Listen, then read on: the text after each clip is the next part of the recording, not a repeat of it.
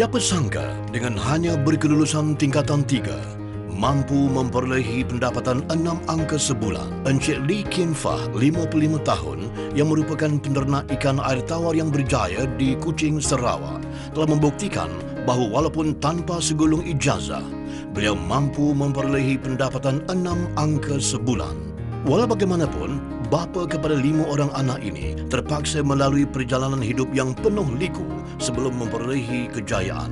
Encik Lee yang mendapat pendidikan formal sehingga tingkatan 3 memulakan kerjayanya dalam bidang perikanan dengan mengusahakan ternakan udang harimau dalam kolam yang disewa dari penduduk setempat pada tahun 1970. Walau bagaimanapun, usaha ini terpaksa dihentikan kerana kejatuhan harga udang yang teruk. Pada tahun 1976, dengan berbekalkan modal sebanyak RM10,000, beliau telah mengusahakan ternakan ikan jelawat dalam 3 buah kolam miliknya sendiri. Untuk mendapat bekalan benih yang berterusan dan berkualiti, beliau menjalankan sendiri kerja-kerja pembenihan dan asuhan benih ikan jelawat untuk menjimatkan kos. Usaha ini mampu menghasilkan sebanyak 150,000 hingga 200,000 ekor benih ikan jelawat bagi setiap pusingan. Benih yang dihasilkan digunakan untuk ladang ternakannya sendiri dan tidak perlu lagi bergantung kepada benih ikan dari pengusaha-pengusaha lain.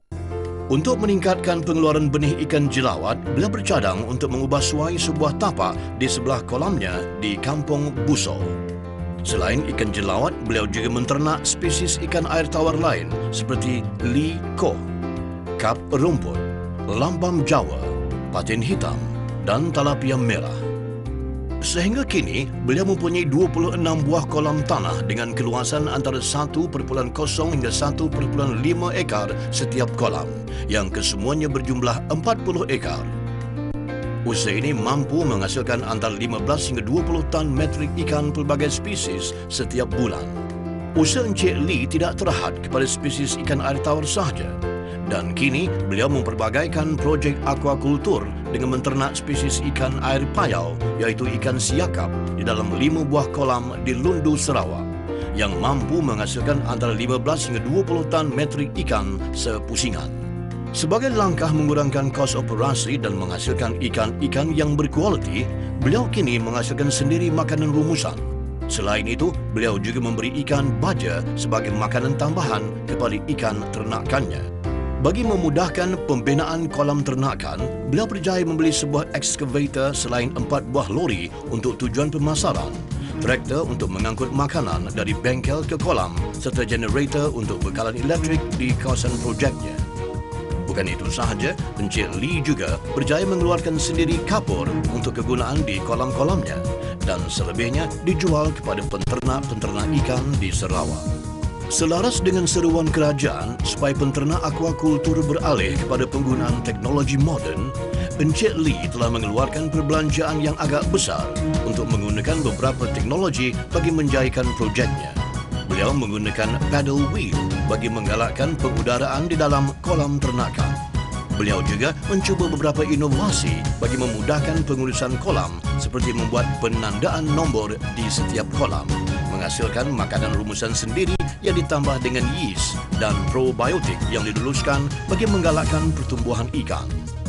Selain itu, beliau juga menggunakan gelonsor untuk pemberian makan ikan baja serta mengamalkan ternakan ikan secara polikultur bagi mempercepatkan tumbesaran dan penjimatan makanan, iaitu top and bottom feeders.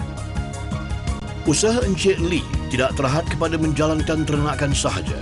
Beliau juga merupakan pemborong ikan air tawar terbesar di negeri Sarawak yang mempunyai sebuah bangunan lengkap dengan bilik sejuk bagi menyimpan ikan sebelum dipasarkan ke Sibu, Sarikei dan Bintulu. Sebagai melengkapkan rangkaian perniagaannya, beliau juga mengusahakan sebuah kedai runcit yang turut dijadikan tempat untuk memasarkan ikan-ikan air tawar. Dari usaha ini sahaja, beliau mampu memperolehi pendapatan sebanyak RM5,000 sebulan.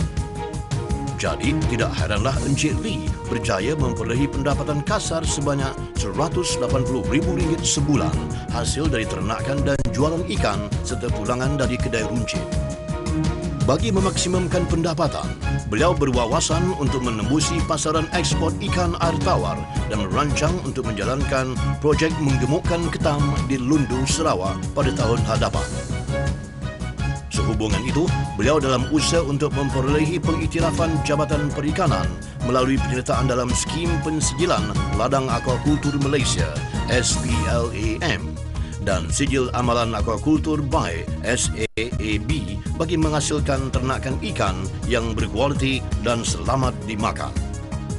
Beliau sangat aktif dalam aktiviti sosial dengan menjadi ahli Persatuan Cina Hakka Kuching dan ahli Persatuan Ibu Bapa dan Guru PIBG Sekolah Menengah Kebangsaan Green Road Kuching, Sarawak. Sesungguhnya, beliau juga telah berjasa dalam khidmat sosial dengan mewujudkan banyak peluang pekerjaan kepada penduduk tempatan. Di atas kejayaan ini, beliau telah dipilih untuk memenangi Anugerah Usahawan Ikan Jaya sempena sambutan Hari Peladang, Penternak dan Nelayan Peringkat Kebangsaan tahun 2007.